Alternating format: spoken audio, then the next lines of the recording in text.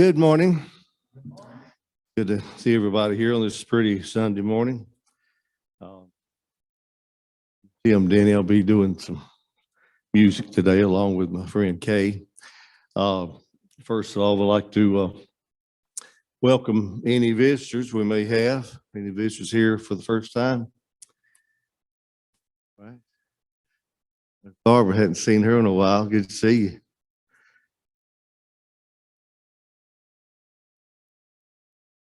Are there any announcements to be made at this time? Anybody have any announcements, anything going on? Okay, that takes care of the announcements, I guess.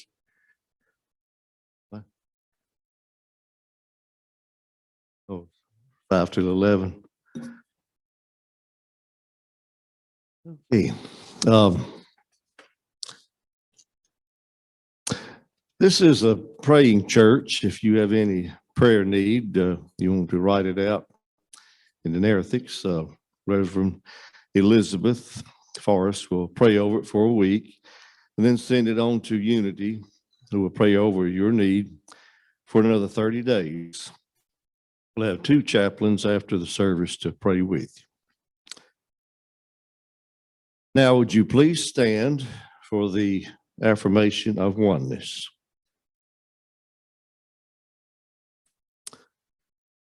Let's repeat together.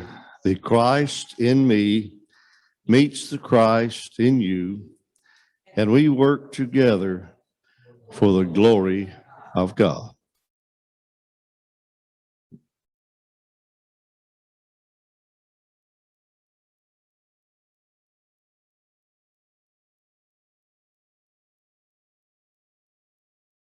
Okay, this is my first time doing this in about 10 years, so bear with me.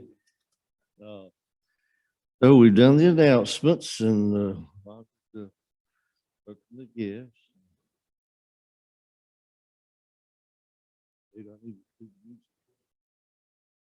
Okay. I want to do a song for you. A friend of mine requested I do.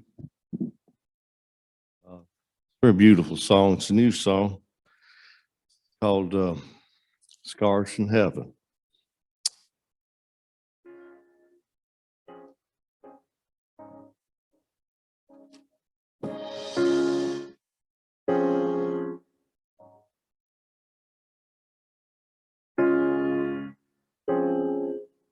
Turn it up a little, you can hear.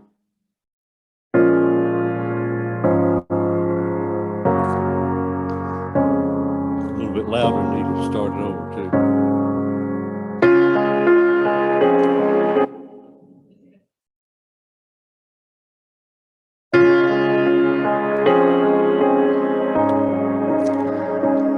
If I had only known the last time would be the last time, I would have put off all the things I had to do. I would have stayed a little longer, held on a little tighter. Know what I'd give for one more day with you. 'Cause there's a wound in my heart, something's missing, and they tell me that it's gonna heal with time. And I know you're in a place where all your wounds have been erased. Knowing yours are healed is healing mine. The only scars in heaven, they won't belong to me and you. There'll be no such thing as broken. All the old will be made new. The thought that makes me smile now, even as the tears fall down. The only scars in heaven are on the hands that hold you now. I know the road you walk is anything but easy. You picked up your share of scars along the way. Now you're standing in the sun. You fought your fight, your race is run. The pain is all 1,000,000 miles away. The only scars in heaven, they won't belong to me and you. There'll be no such thing as broken. All the old will be made new. The thought that makes me smile now, even as the tears fall down. The only scars in heaven are all the hands that hold you now. Hallelujah, hallelujah, hallelujah. For the hands that hold you now. There's not a day goes by that I don't see you. You live on in the better parts of me. Till I'm standing with you in the sun, I'll fight this fight, the race I'll run, till I finally see what you can see. The only scars in heaven, they won't belong to me and you. There'll be no such thing as broken. All the old will be made new. Thought that makes me smile, even as the tears fall down. The only scars in heaven are on the hands that hold you now. Thank you. Thank you very much.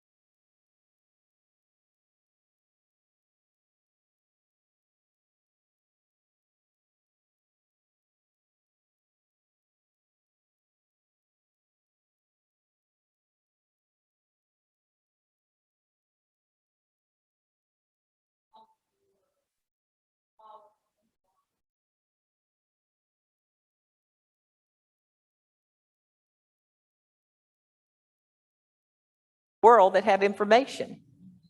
And as we begin to take that information in, put it in your heart. Put it in your heart. So Jesus was telling us to come and follow him. But all that he did, you can do also, in greater things than he did. You can do also. You can do greater things. Now, how many of us believe that? Truly believe it? Do you believe it? Doesn't seem real even today, does it?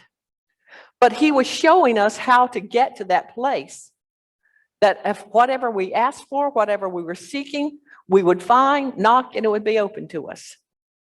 How many of us have reached that place yet? Right now, where we're standing is we're standing at that place of the crucifixion. And I think that's why you chose that song.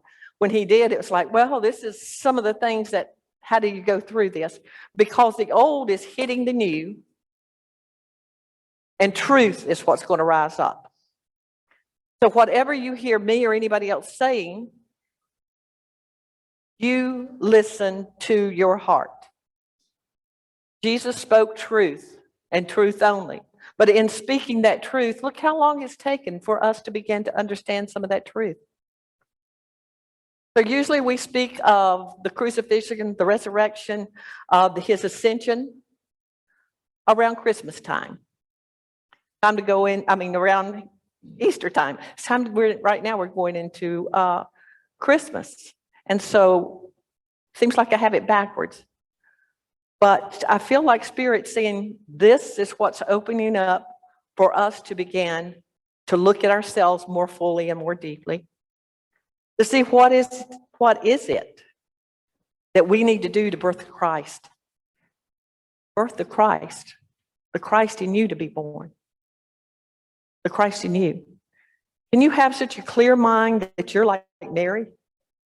That you can feel the Holy Spirit or the Spirit of the living life force overshadowing you and bringing in, impregnating your whole being with a life force that doesn't come through to you through intellect or through a man or through a woman, not planted there for you, but it's the divine itself that's placing this seed in you, and it's always been there.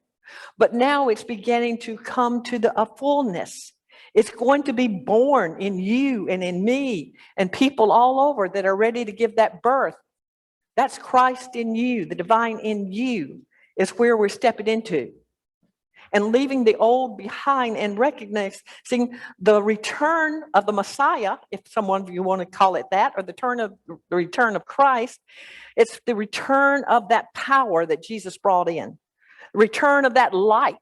Return of that love, return of that peace, that joy to the whole world is what was born over 2,000 years ago in human form. It's about to happen again. We're at that stage. So as we go back, I find myself going back to the cross.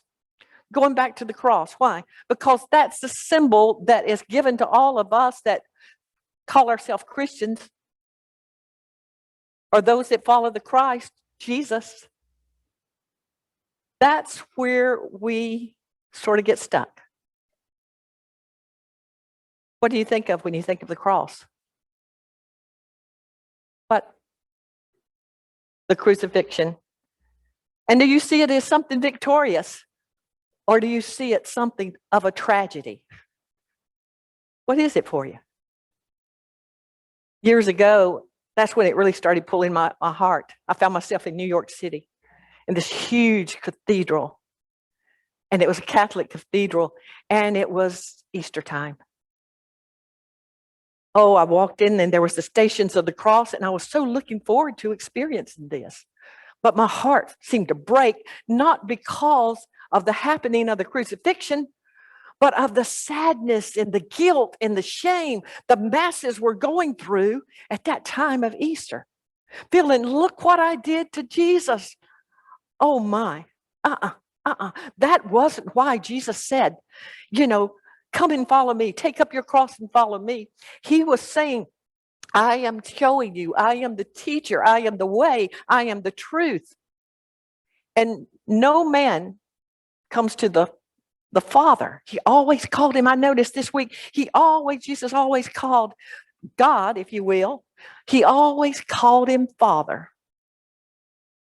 And I recognize one time he didn't call him Father, and that was when he was on the cross and said, my God, why hast thou forsaken me? It hit me like a ton of bricks. God would never forsaken his son.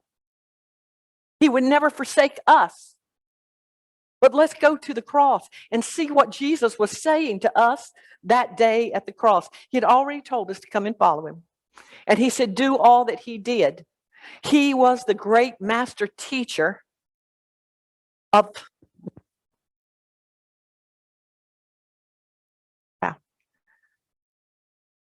karma, is what I'm hearing. The master teacher of karma. The Lord of karma. Now that doesn't compute with me right now. I have to hold it for me. Hold it for me. He was the forgiver.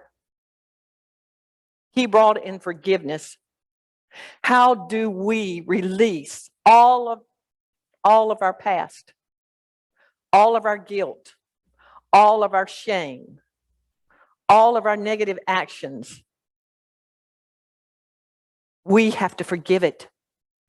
But how do we as human beings forgive all things to all people and even to ourselves? In ourselves, we can do nothing. We're hitting an age right now, or a time span right now, that we get to look at everything that will upset us. It's going to upset you. Maybe some of you are not upset about anything that's gone on in the past couple of years. And you're going to have more things that's going to come to light. It's going to be showing you. It's going to upset you even more. Things are happening. It's because just like the cross, going to the cross, was already in that plan of, now I can use the word salvation, saving ourselves from all that we've ever done. Hey, Elizabeth, you got that wrong. It's Jesus forgiving you of all these things. You got to work with it too, folks. You have the Christ in you. I'm jumping, but someone asked me, how did I lose weight during COVID? And I hadn't thought about it. And when she asked, I asked myself, and what I recognized was during this time, and you've had this time too, you have to be alone. You're alone. And all of your thoughts began to come up in the silence. All your resentments, all your hates, all of your bitterness, who did something to you when you was in the first grade, probably, or that first love that broke up, whatever it might be, these things just pop up. Why? They're wanting to be healed. They're wanting to be forgiven. And a lot of us say we can't forgive. You know that ex? You can't forgive that ex, remember? A lot of you have talked that for years, still haven't let that go. All these things begin to come up. And I told my friend, I said, in that second, I understood what had been happening. I began to look at the dark places in me. And just like the trees are turning loose of the leaves right now, I had to turn it loose. I had to turn it loose. I couldn't hold it anymore. Just couldn't hold it anymore. And the not holding it anymore, I didn't even know the weight was coming off until she mentioned it. I didn't recognize it. I just had to get a few pieces of clothes that would fit me a little better.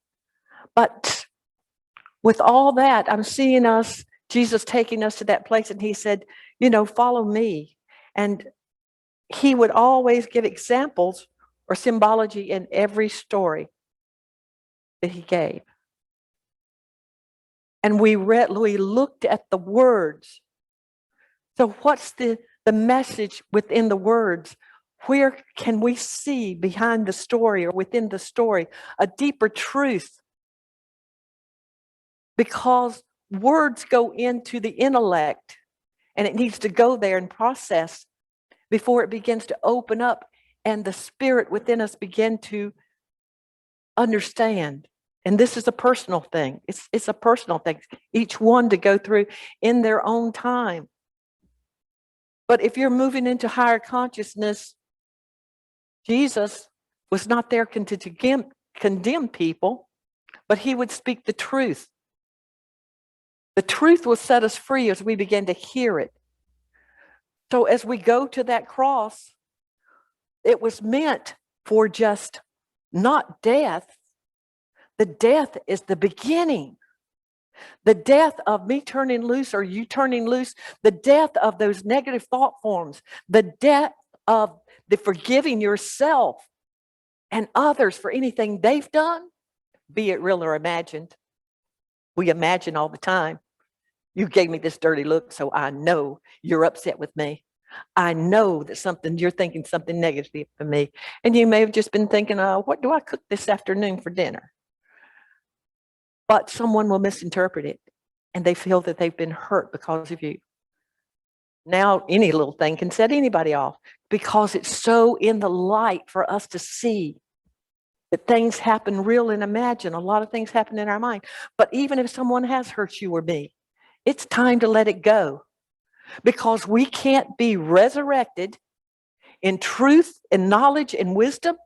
We can't go to those higher planes if we are holding on to things so heavy that we can hardly stand up. So as we go to that cross, it's not about the death.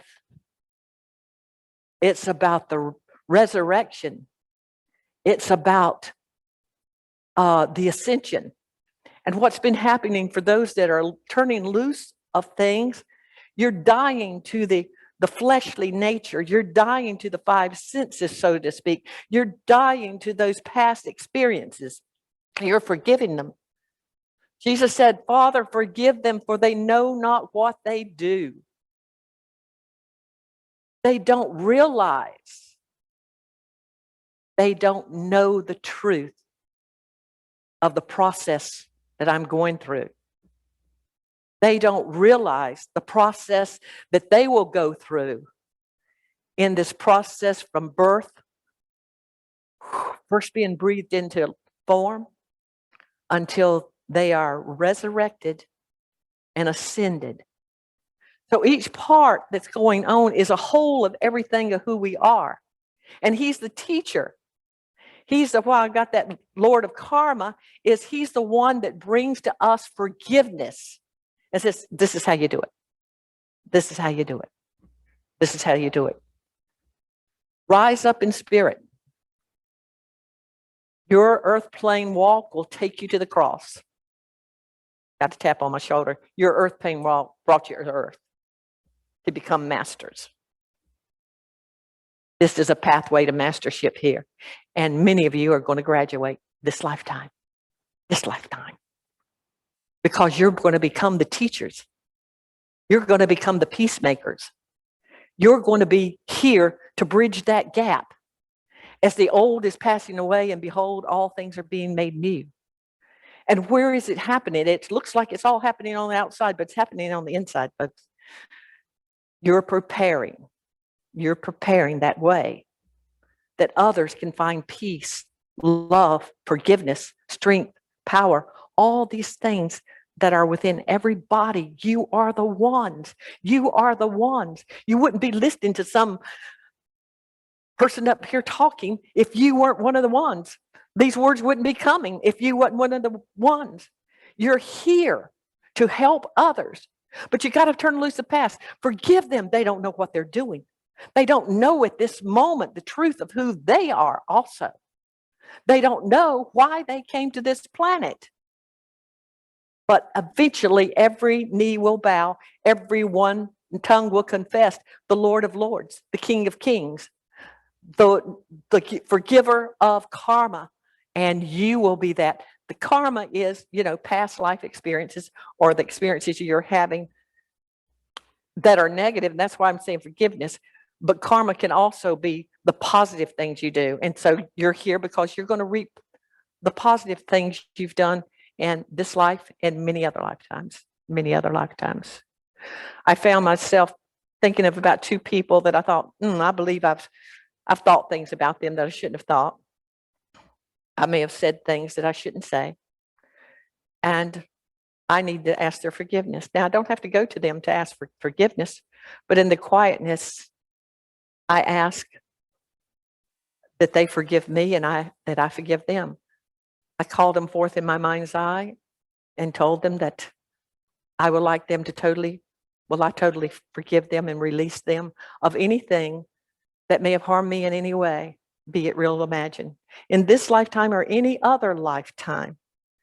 And I release them to their highest good. And then I ask that they do the same for me, totally and freely release me, totally and freely forgive me for this life or any other lifetime, be it real or imagined. And may I be ascended to my highest good. Well, I sit there for a few moments, and all of a sudden, I thought, it's not just this lifetime, it's lifetimes past. And I could, imagine a few people in my lifetime that would come to mind. And I've been doing this over the years, but all of a sudden, I ask all those that I have ever hurt in this lifetime or any other lifetime, would they please step forward that I may tell them I forgive them? Oh, and back and forth for both of us. I was standing in a place that there was masses of people all around. I thought, have I hurt this many people in my lifetime? But from the beginning of time when I was breathed into form until now, how many people have you met? How many beings have you met? How many places have you gone? How many times have you reincarnated? How many times? Now, this might be something that you don't believe in reincarnation, but can you love me anyway? Can you love me anyway? Can you love me anyway? This is what I'm talking about. We're coming to a place, we call ourselves unity. I love that name. Unity. What is unity? It's that we are one family, and that's what Jesus taught, from one source. And no matter what my family does, I'm going to love them anyway. I might not like their ways, might not like their actions, but I don't hate them. I love them. I love my family. I hope you do too. But then when we look at somebody else, another nation, another culture, another way of being, another way of believing, we have these stuck places. Maybe you don't, but I know I've experienced it somewhere along the line.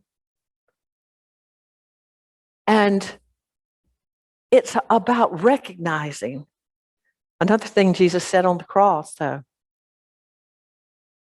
He said, forgive all this. So that's the process we go through first, I believe, because he was calling for forgiveness. He was also talking about oneness. I'm skipping ahead somewhere in that crucifixion, but I think this is important. When he was about to give up the ghost, it said, to release all things on the earthly plane, he turned to one of his disciples, John. What does John represent as a disciple? He's the embodiment of love. Love. Love. We are the embodiment of love. But maybe we haven't reached that place of unconditional love yet. Very few on this planet have. Where you love people no matter what. That's what I was just talking about. Do you love your neighbor? Do you even love yourself? I found myself calling my body in before me and forgiving it for anything I ever thought it did anything to harm me in any way. Get real or imagine. And then it switched. And I was asking my body to forgive me, the true being inside, if it ever felt I harmed it in any way. And that was an amazing feeling to do that. But in this process, you begin to open your heart and recognize that unconditional love that you have, or the capacity for it. As the Christ awakens in you, that mind that was in Christ Jesus is to be also in you and me. So those doors, those veils are opening for all of us if we can hear and if we can see that truth that can set us free. And when Jesus looked at John, he said, John, behold thy mother. As he was speaking of his mother, Mary.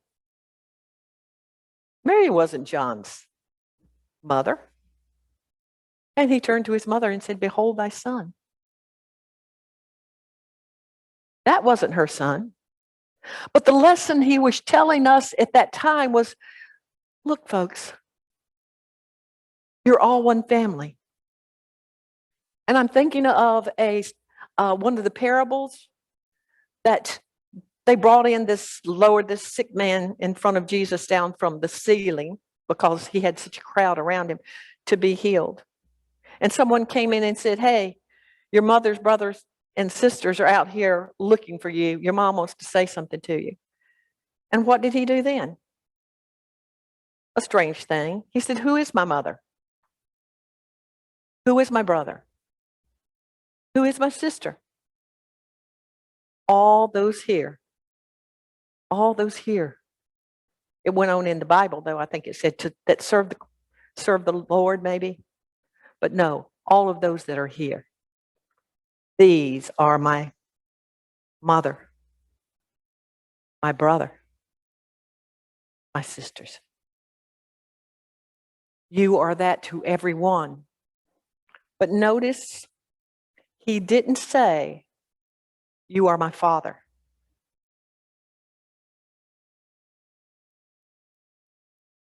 That caught my eye over the years.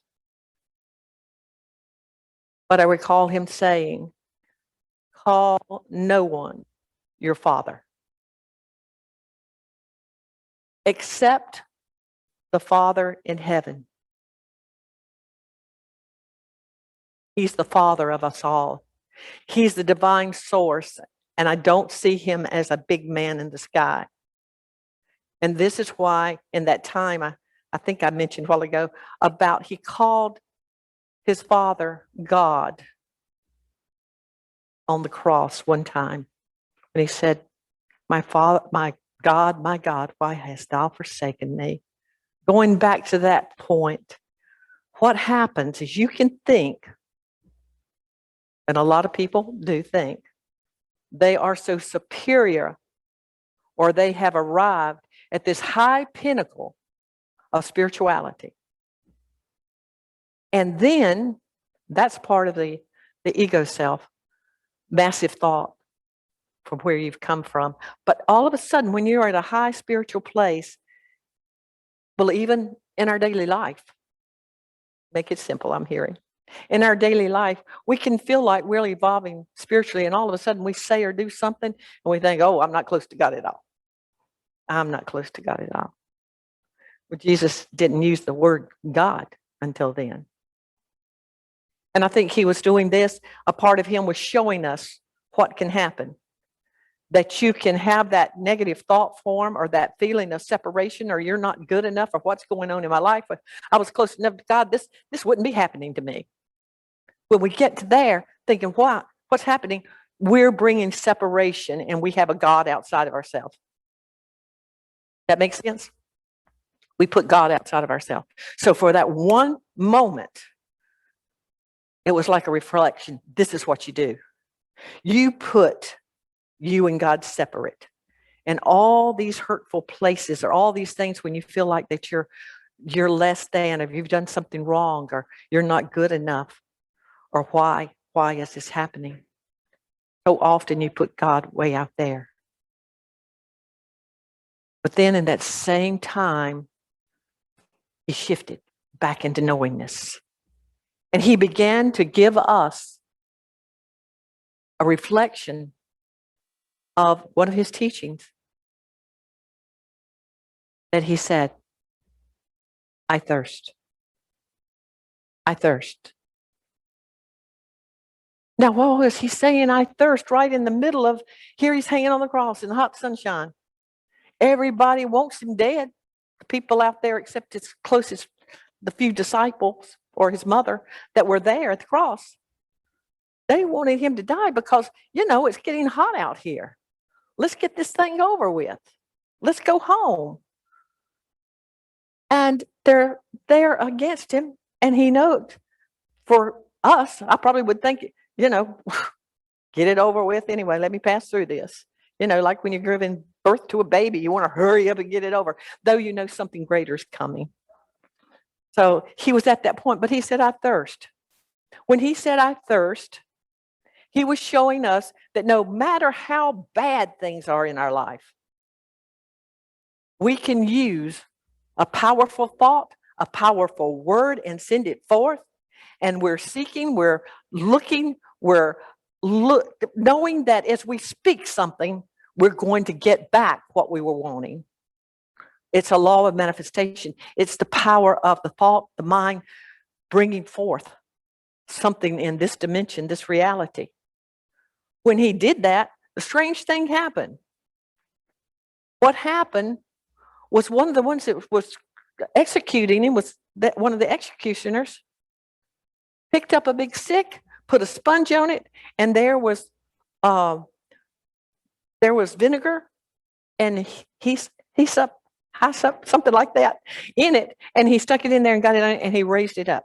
Now, I thought every time I've read this or thought about it, okay, it's like it's trying to come over here so I can understand it. But I always thought that it was, something he wouldn't want. It was sour. It was this, that, and that. But no, that was a nice drink of the day.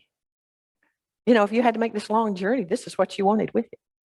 It was like, I remember years ago, I loved to have an icy cold Pepsi, of all things, if it was a real hot day. You may want Coca-Cola or something else, but it symbolizes that. The thing on this plane that you would like to drink most of all, it came to him. He received at the worst time that you would think he wouldn't think about doing that, but he was showing us, no matter how low you get, no matter how far down you get, you can speak the word and know that your Father is always with you. And when you seek, you'll find. When you knock, it's open to you. These are teachings he brought to us, and he said, he's still saying, look at the place I'm at. I'm hanging on a cross. I'm bleeding. I'm dying. The body is. But yet, I want something nice to drink. So he's teaching us from the cross. He's teaching us the things that we're going through in our lifetime. These hard places that we think we can't get through are the very thing that will bring us to that place of knowing that I and the Father,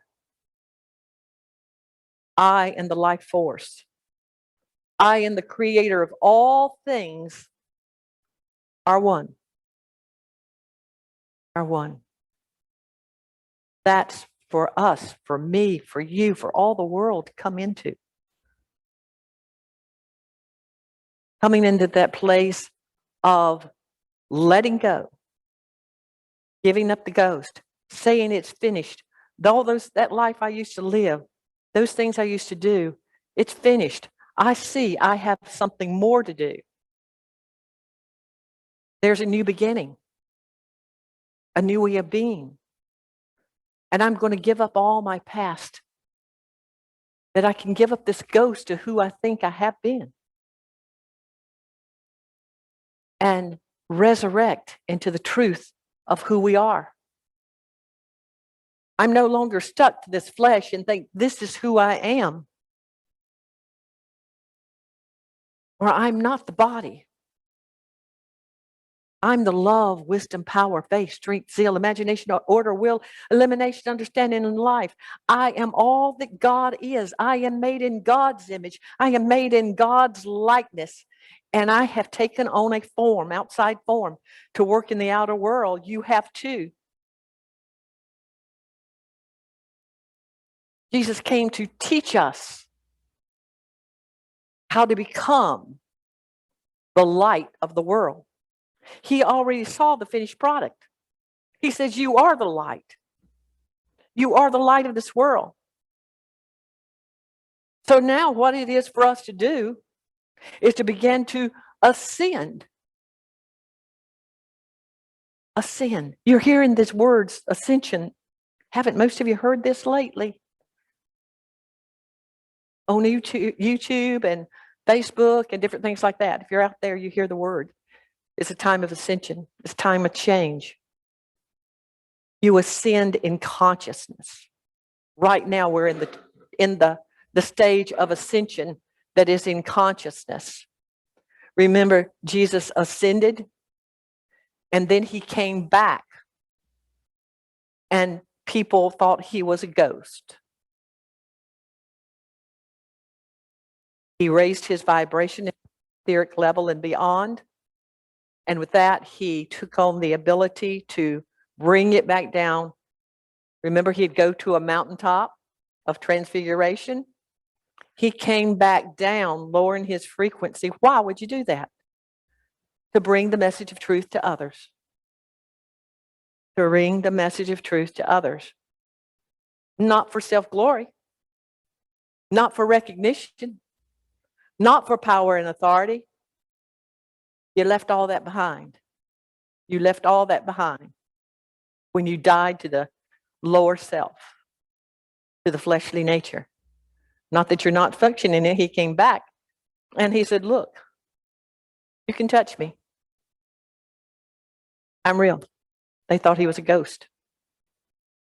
And then later, when he met them and stayed with them for several days, month or whatever, but they saw him, he was on the shore.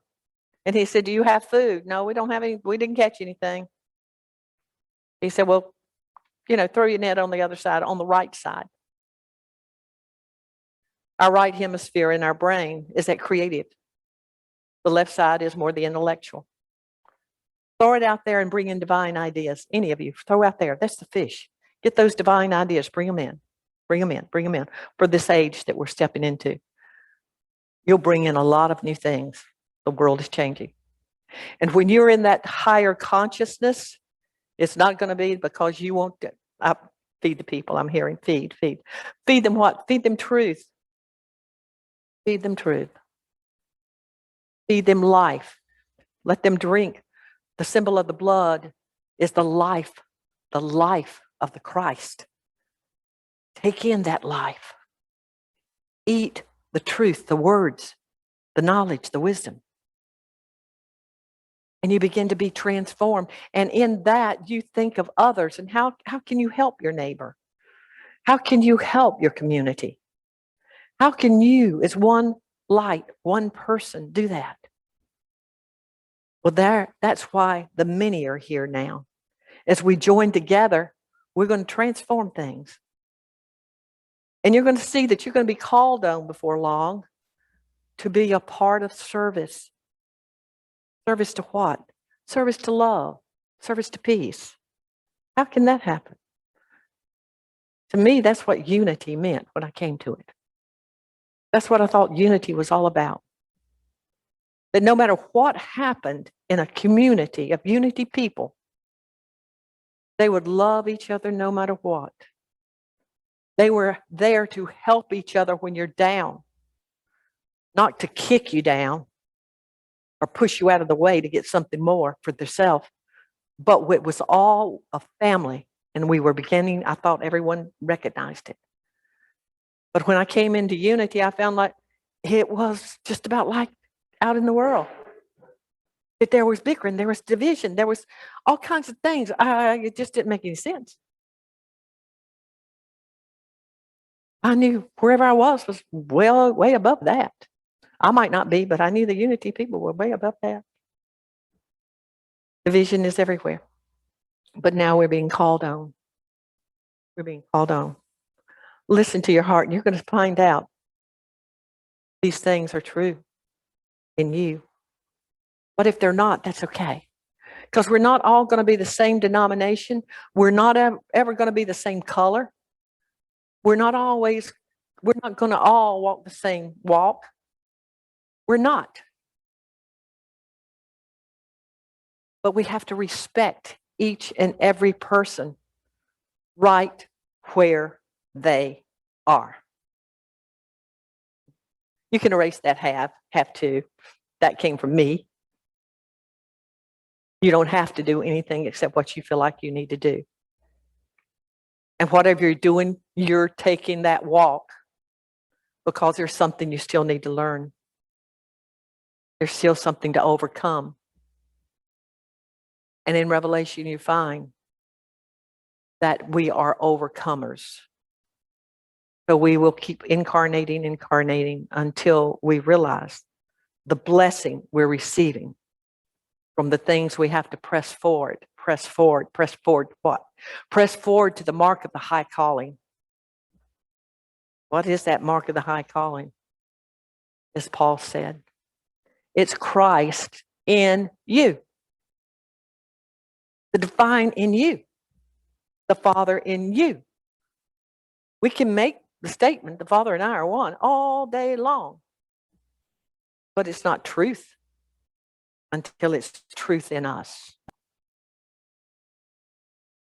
When we finally come to that aha place, to that place of revelation, it being revealed to you, that you can actually experience that life force. You can experience that. Then you'll be totally free. But right now, it's moment by moment, it's step by step. It's a slip sliding back and forth until we totally come into alignment with that light. That light. I remember years ago, I was probably in my late 20s, early 30s. I had a dream that I was going up a big mountain, and I was going up that mountain. Every once in a while, somebody would tug on my skirt, and I started to look down, and there was someone standing beside me. He said, "Don't look down, don't look down. It's just trying to get your attention. It's trying to get you to stop right where you are. Keep going higher and higher." And I'd go 4 ways, and something would tug on me again. And I felt like it was just something small that wanted to get my attention, like a little child. And my heart wanted to go down to where it was.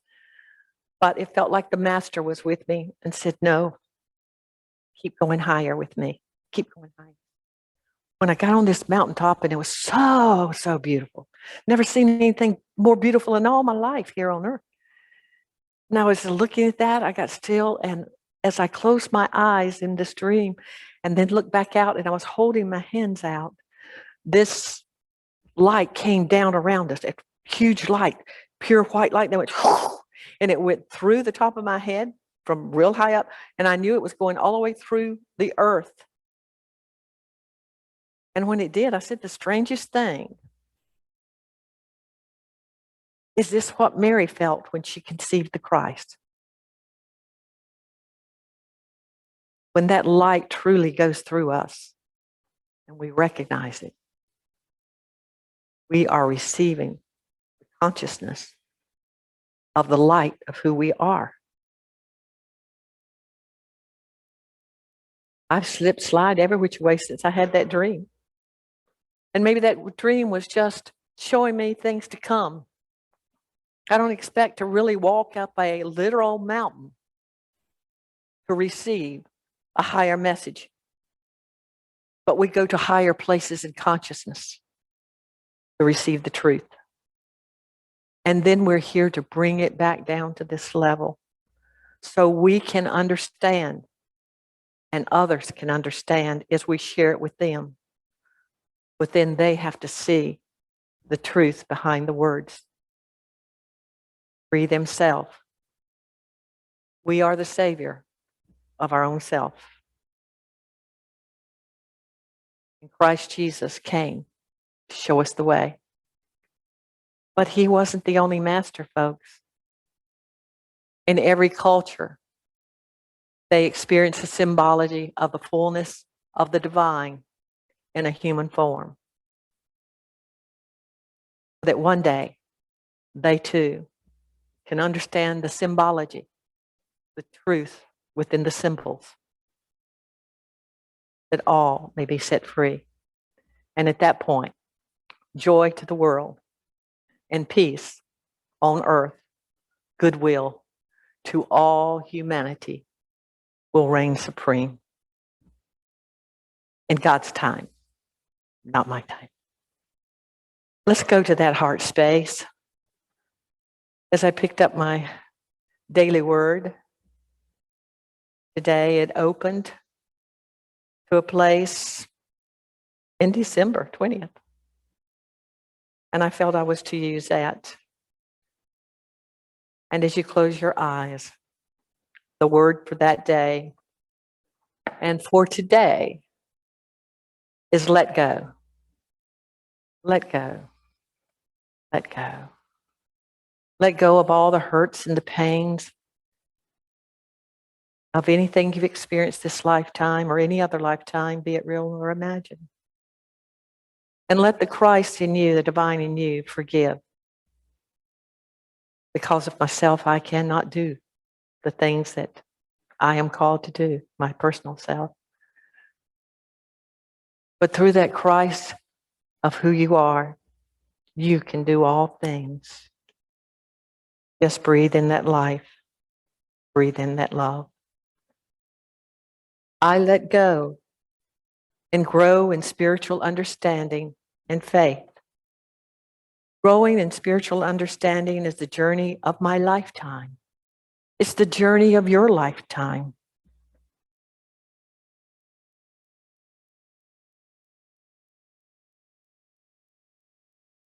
I am becoming aware of who I am as a divine being. I now bring forth that awareness into my daily life. My understanding deepens as I let go of fear, as I let go of worn out beliefs. I let go of any past mistakes or poor decisions that I have made. I am grateful for the lessons that I've learned through those actions. As I let go, I grow. As I release the past and embrace the present, I am cannot more easily discern the presence of God in all things. With faith and trust, I relax into a future that is unfolding as gently as a flower in bloom. Just as I have let go of the past, I also let go of the future. I surrender to God, God within, by being fully present, heeding my guidance through the fullness of my presence and attention. In Psalm 62:8, I read, "Trust in him at all times, O people. Pour out your heart before him. God is a refuge for us all." May we recognize that God is the Father of us all. May we begin to have that close union and understanding. As the understanding comes, the awareness will come. As the awareness will come, we will know the truth of our Creator, of our purpose, of our being. Continue to allow us to grow, dear God. May we allow ourselves to grow. Growing in spiritual understanding is the journey of our lifetime. Let us become aware of who we are as a divine being and bring that awareness into our daily life. I let go and I grow. Will you affirm it with me? I let go and I grow. Again, I let go and I grow. Bringing spiritual awareness into every area of my life. Bringing spiritual awareness into every area of my life. Thank you, God. So it is. Amen.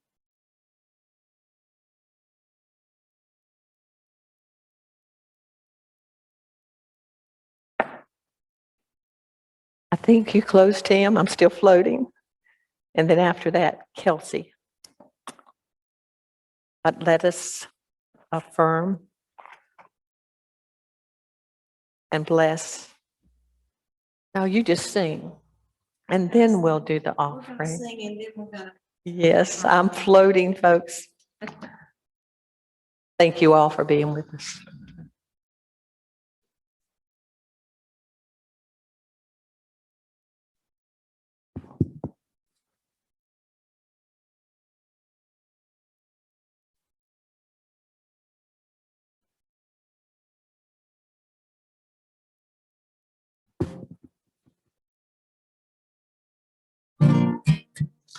This song was written by the Carter family. It's called Keep on the Sunny Side, and I'd encourage you to join in on the chorus. It's a good little sing-along tune. And, the chorus part goes, keep on the sunny side, always on the sunny side. Keep on the sunny side of life.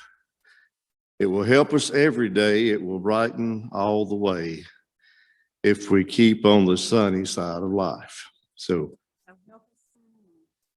yeah, that's your little part. Like I said, Carter family wrote this song, and Johnny Cash and June Carter did a version of it. And so today, Kay's going to sing Johnny's part, and I'm going to sing June's part, and we'll see how that goes. You know that, did you? Oh, yeah.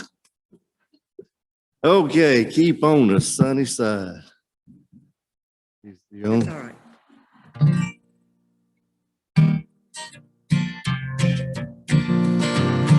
There's a dark and troubled side of life.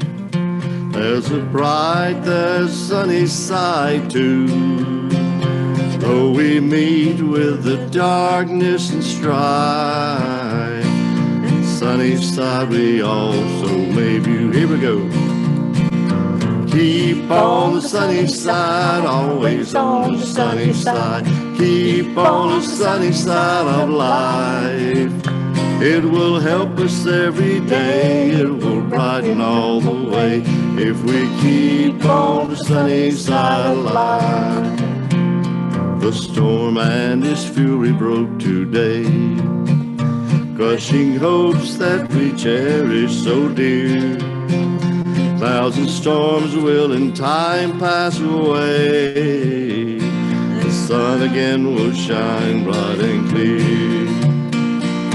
Keep on the sunny side, always on the sunny side. Keep on the sunny side of life. It will help us every day. It will brighten all the way if we keep on the sunny side of life. Let us greet with the song of hope each day.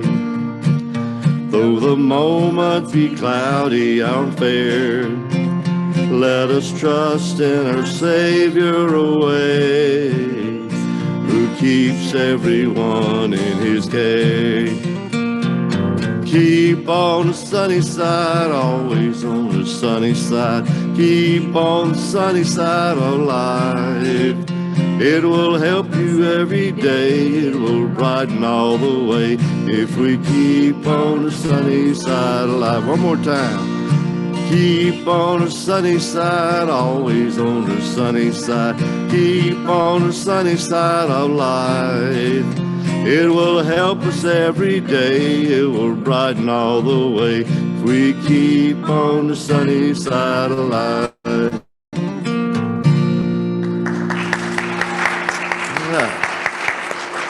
Thank you.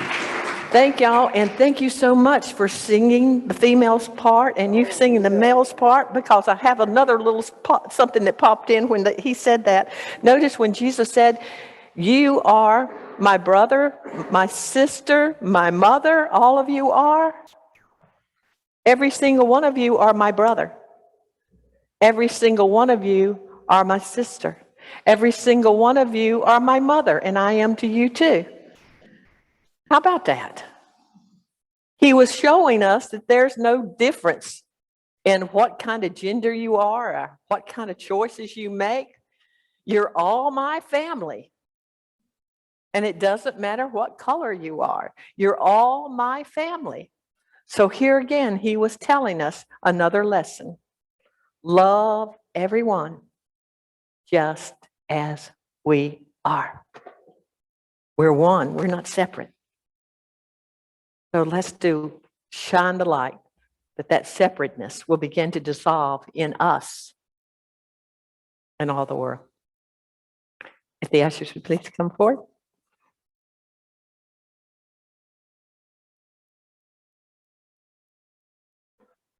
And I hope this has been a blessing to you today.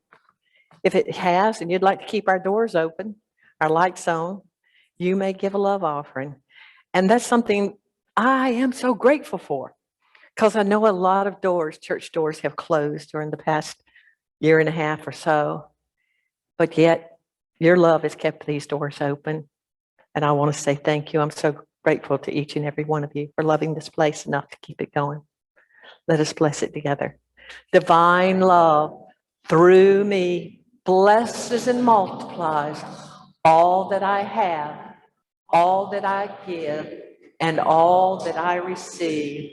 And I am grateful